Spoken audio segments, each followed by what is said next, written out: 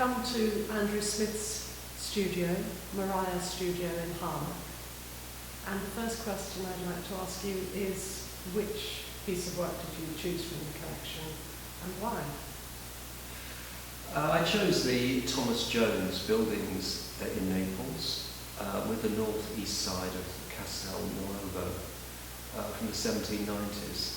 They're a series of works done by Thomas Jones when he was living in Naples for about a year, I think. And they were done very straightforward subject matter: walls, windows, recesses in the walls, holes in the walls, in actual fact. All of them looking at the rooftops and without the ground. That's the kind of thing that separates them out from any of his other work and from other work being done at the time. At the time, artists were going out and looking at the beauty of the past and the grand views. So this was really unusual for someone to be painting really mundane, everyday views. But as you say, they're on paper, so they're not his main work. Absolutely. Yeah, most of them, I think all of them are oil on paper. And they were, as I say, a very small, quite a very series of paintings that were done, sketches just before he left Naples. They were done. And I found out that in actual fact the infrared reading of the work, there was extensive underdrawing on this painting. If there's extensive underdrawing in the painting, then Jones was really interested in the kind of geometry and an alignment. That's how he was constructing these images, which was probably one of the things as to why they're so compelling in actual fact. In doing that, I found out that the main wall, which is catching the sun, with the washing hanging over the top of it, the furthest edge of the wall is bang in the centre of the painting. Moreover, the washing that's actually hanging over the wall is actually in the bullseye centre of that painting. It's not as if that's up or down, which was quite interesting. And the edge of the Castel Nuovo is also on if one makes a square all the way around, the nearest part of the sun-catching wall and the side of the Castel Nuovo, which incidentally is still standing in Naples. That wall is bang in the centre. The whole thing is actually structured. Well, that was really quite a bit of a revelation for me, because really that's contrary to the compositional precedents that we do have with recent painting, where things are off-centre or there's a balance, because one of the things of modern painting is contrast, and a balance through one side being heavier than another, or a dispersal of form. And this kind of centralisation was really, really unusual. I did therefore do a digital kind of sketch whereby I layered the painting, and the second layer I switched around, inverted. The forms that kind of happened in that inversion kind of relate a little bit to my work. So it's a sort of way of bringing the Jones kind of quite close. Is the project very much part of your practice, or is it something that stands alone from it? I think really it's standalone. It's certainly been very, very different. Certainly I haven't done anything quite like this for quite a few years. Of course, in one's past career, past working, one's looked at many, many different artists over the time and worked quite closely. Because it's so different, I've had to reevaluate all sorts of ways of approaching making a painting, deconstructed my own kind of practice and approach, raised questions with regards to technique, process, almost everything. You do often work with shaped canvas or shaped board, don't you? But this one that you're sitting in front of is actually a rectangle. And quite right to raise that. I mean, ever since about 97, 98, I have worked with shaped canvases, just added to the dynamic of the painting. It just made sense to be able to see where the forms within the paintings kind of ended. And having got to that point, I've only occasionally gone back for some particular projects or something like that. Of course, a rectangle and square is a shape in itself, of course. But with this final painting for the project, I did go back to the rectangle, and I think that is really a lot to do with Thomas. We're looking at the Thomas Jones Naples series and their format, and that rectangular format. It just seemed I wanted to kind of take that on board for that final one. What process and methods are you using for these paintings? These are oil on board, all of this series of 6 paintings. So on several sections, I've really consciously tried to build up the layers of the paintings. I think in a similar kind of way, not to kind of sort of replicate, but just to find a different way of working. And what I found is in doing that kind of layering and having this sort of occasional crossovers of where one layer on top of another colour creates a different colour, where it doesn't quite fit a section, you of course create a sort of slight kind of shadow effect, and that's kind of something which I think is strongly kind of referencing Jones. Yes, the edges are very important, how they meet each other, aren't they? Definitely the horizons of colour, as I call them. I mean, usually with my painting, it's one area of colour on a white prime surface, and that saturation of the colour. I mean, I work with oil because, I think it's the premier paint, but I like it.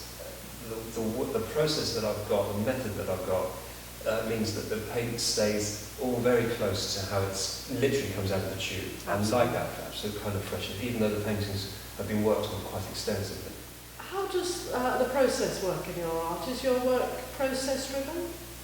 Yeah, it's very process driven, and the paintings are, they're not pre-planned at all in any kind of a way. I make the supports myself, either big stretchers which have canvas on them, or the board which I've kind of cut out. And I have an idea with regard to the shape as to what might make a good painting, but by the time I've come to prime everything, prepare it, I've forgotten any kind of ideas I have. So I'm starting always cold with like a blank sheet of paper, as it were. I'll set off either using a colour scheme that I arrived at from a previous series, or some colours that I kind of recall, and I think, well, I'll try and get back to that one.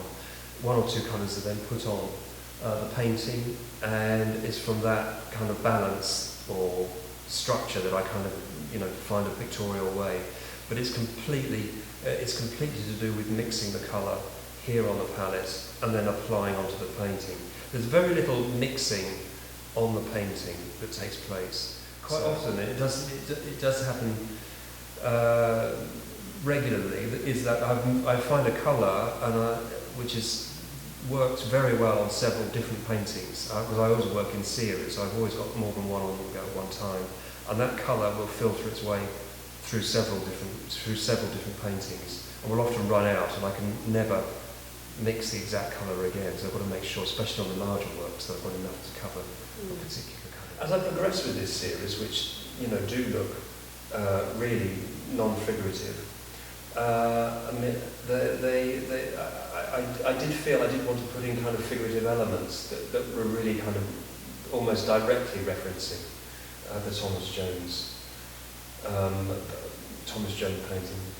So there are kind of almost drawn shadows and drawn elements. I mean, in this painting, for example, you've got this allusion to a kind of a shadow from the top section, which is a completely sort of artificial kind of a device. I wouldn't normally put that in, although that three-dimensional aspect of the paintings is quite a feature of the work. Tell me about your colour, because you've got lots of colours in here, and yet the Jones is very muted in colour, really. Very few colours and quite very subtle colours. Yours are quite zingy in their colour. How's that come about? Yeah, I mean, people do say, well, where does all this bright, where do these fully saturated colours come from, and why, it must be in one's sensibility somewhere. I think it's a really good question, because in a lot of ways with these, I've actually really tried to subdue the colours. in actual fact, and that's a feature of these paintings, especially in one or two of them. Yes, I can see the one with the washing, that it's become tonally more subdued, even though there are strong colours. You know, there's something just sort of beautiful about burnt sienna and raw umber, which I use anyway, because you get that lovely olive green. You know, raw umber and cadmium yellow gives you that beautiful olive green, which I use in any case. So I've just kind of expanded more on that range, on those tertiary colours, and you know. So really, colour is driving paintings rather than any quality or feeling or idea. Is that right? Definitely, yeah. It's totally colour driven. Yeah. You know, really 100%, and any of the other associations of to do with painting, you know, that you've mentioned are you know, subsidiary to that colour. And I think that that's something that's happened with the point I've got to with regards to brush mark and brush stroke, is that everything's sort of becomes almost subservient to this investigation of what I call pictorial colour, so that, you know, to actually have a sort of scribbled mark or a scribbled element in the painting actually becomes difficult to put in, because of course that affects the operation of the colour, you know, intrinsically. Yes, it gets in the way visually. It almost gets in the way visually. Yeah. So in order to maintain the integrity and dynamic of the painting, one's got to a point whereby the brushwork is extremely considered. But I mean, that's painting. And you tend to also use quite opaque colours, don't you? There's not that many times when there's a real transparency. Am I right there or not? Yes, no, you are correct. And I mean, red's a case in point. And of course, red really, well, you would put that over a yellow ochre or something, because it's a semi-transparent colour. So you would get the brush mark showing very, very well, showing through if it was just one kind of layer. Quite often, I will build the red up, for example. Build that colour up a little bit, just to sort of maintain its kind of, to maintain that opacity. But also the primed, you know, the white primed canvas is also important to the operation of the final colour, because whatever's underneath the paint will affect the visual appearance of that paint. It's sort of like hidden.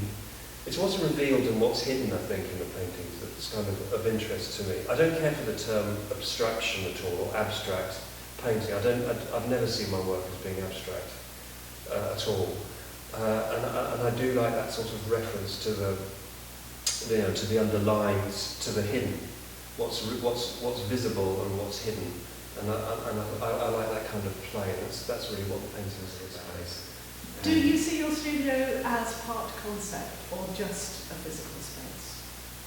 I think it's part concept, without a doubt. I mean, my work is about, you know, colour and light, and the studio is about colour and light. It's impossible to separate it out. You know, I call it my laboratory of light.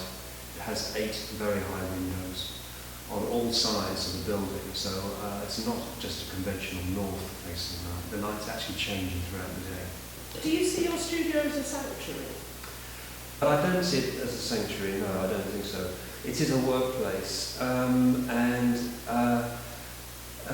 it's really, I mean, I think it's a bit like being on a stage for an actor or something. It's somewhere where you've got to work, and where things are sort of, issues are confronted.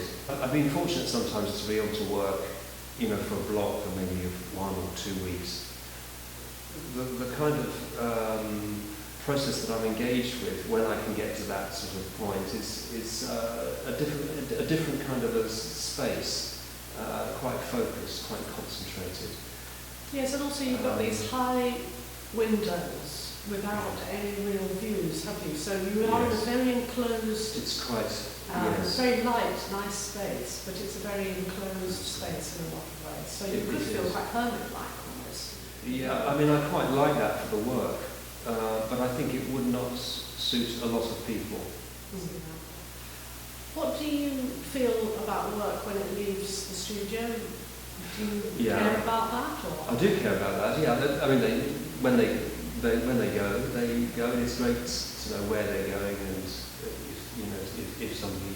I don't sell a tremendous amount. I don't have a gallery that represents my work. So, interestingly, for the Retake project, the big drawing that I did, which is featured, on the blog, I was able to show that in Castoria Contemporary Art in Naples in December, and that's entered the collection of the Contemporary Art Museum there, which is I'm absolutely thrilled with that. It's tremendous. I couldn't imagine for anything better. And were they really interested in the fact that you were working with the Naples scene? With the connection, and the Naples connection seemed to work really, really well. So. What do you like about working in North Wales? I like the space in Wales, the space to create work. Do you mean the physical space of the landscape, or just the space of the I do, both, in actual fact. I mean, I did have a studio in London. I had a couple of studios in London, one of which was the big Carpenter's Row Studios, the famous Carpenter's Row Studios in Stratford, East London. And I found those big blocks of studio complexes actually slightly difficult to work in and be with. Lots of kind of closed, boxed-in studios with closed doors. It didn't fit with me at all. So I think that physical kind of space, to do with space, landscape, everything, it really does appeal. I think, and the light here we get, of course, on Tremallow Bay, that refracted marine light, is very important here, which does permeate just this particular part of the landscape here. I do a lot of driving. I drive through the landscape, and I do think that the shifting kind of Celtic landscape that we live in is very much part of. I think it's permeated, one's psyche also.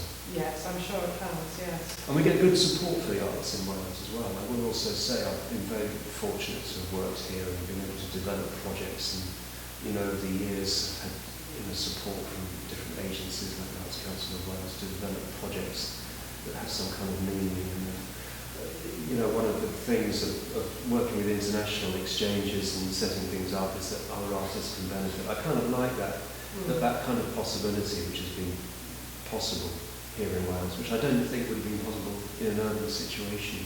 No, I agree. Very different. Where does your inspiration come from? That is a difficult question, actually. I don't know. I think there are times when I think, why am I doing this? Coming up to a freezing cold studio in the middle of winter in order to make a drive. There is a drive to make something.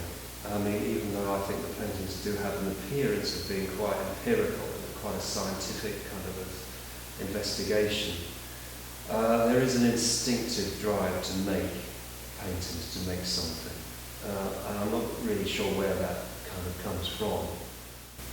There's that state, but also my inspiration has come, and always has come from other art, looking at art. And I think that I've learned as much from looking at art as I have from looking at nature. Thank you very much, Andrew. It's been really interesting to come to your studio and talk to you. Guy, thank you very much.